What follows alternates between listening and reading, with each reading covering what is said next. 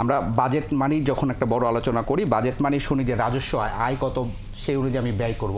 কিন্তু যদিও আমাদের বাজেটটা হচ্ছে আমরা আগে ব্যয়ের পরিকল্পনা ঠিক করি, তারপরে আয় করার পরিকল্পনা করি। এবারও যেটা হচ্ছে আমাদের রাজস্ব বাজেটের যে টার্গেট, সেটা কিন্তু দেওয়া হয়েছে 5,64,000 কোটি টাকা এবং সম্ভাব্য কাছাকাছি হবে, যেটা গত বছরের তুলনা বা চলতি অর্থ বছরের তুলনায় কিন্তু বেশ খানিকটা বেশি।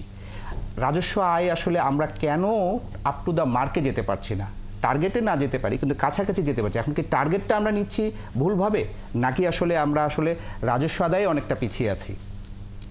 অবশ্যই রাজস্ব আদায়ে পিছিয়ে আছি, কারণ একটা হাস্যোচ্ছল একটা কথা বলি প্রয়াত সদ্য আকবর আলী খানের মানে উল্লেখ করে। উনি বলতেন যে শোনো, বড় বড় আশা করতে হবে, বাট আমরা যখনই বুঝে ফেলি যে আমাদের বাজেট ডেফিসিটটা 5%-এর মধ্যে থাকবে, ইট ইজ ওকে, আমরা ধরে নিই। বিশ্বব্যাংকের সাথে আমাদের সমঝোতা, কারণ আপনি জানেন unlike few other countries, neighbouring কান্ট্রিজের তুলনায় আমাদের একটা পার্থক্য আছে। আমাদের এই বাজেট প্রণয়ন, অর্থনৈতিক নীতি কৌশল গ্রহণ এবং বাস্তবায়নে আমাদের উন্নয়ন সহযোগীদের একটা বিরাট ভূমিকা আছে এখনো পর্যন্ত।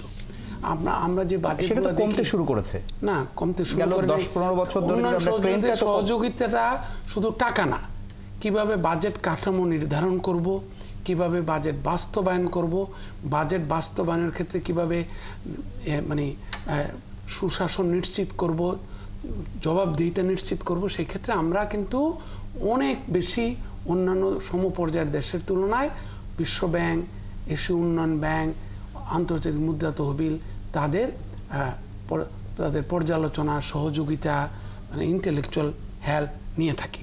তো সেই ক্ষেত্রে আমরা এখন আমাদের বাজেট অবশ্যই বটম আপ হওয়া উচিত। আমরা অনেক বটম আপ বলতে যে নিচের থেকে আসবে, নিচের থেকে আসবে, চাহিদাটা আসবে তার উপরে। হ্যাঁ, যেটা হচ্ছে আমার ব্যয়ভিত্তিক আয় পরিকল্পনা, এটাই বাজেট কিন্তু আসলে পাবলিক ফিনান্সেস। সো এটা বাংলাদেশ যে আলাদা কিছু করছে তা না, আমি ব্যয়কে অপটিমাইজ করার চেষ্টা করতে পারি, কিন্তু আমার একটা বিকাশমান অর্থনীতিতে আমি কোন কোন খাতে, ডক্টর রুমানা যেটা বললেন শিক্ষা, স্বাস্থ্য কিংবা সামাজিক খাত, এগুলার মতো আমরা কিন্তু, আর আমাদের এত বড় জনপ্রশাসন দেশের তুলনায় এফিসিয়েন্সি এত কম জনপ্রশাসনের, যার কারণে আমাদের বিরাট অঙ্ক চলে যায় জনপ্রশাসনকে দেখভাল করার জন্য, তাদের পরিচালনগত ব্যয় নির্বাহের জন্য।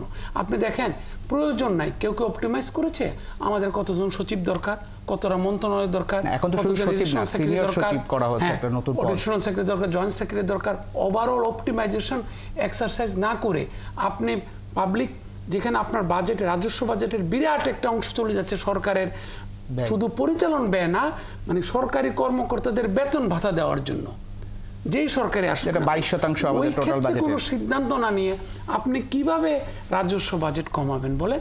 এটা তো আমরা এই কনস্ট্যান্ট হয়ে গেছে রাজস্ব বাজেটটা। আমাদের রাজস্ব আদায়ে যে পিছিয়ে আছি, আমরা যদি তুলনা করি, তাহলে কিন্তু আমরা দেখব যে নেপালের তুলনায় আমরা কর জিডিপি, মানে যেভাবে জিডিপি বাড়ছে সেই তুলনায় আমরা পিছিয়ে আছি। এই পিছিয়ে থাকাটা আসলে যখন আমরা জনবলের কথাও বলছি, সেই জনবলটা কিন্তু আমরা, এটা রুমানা হকের কাছেও জানতে চাই।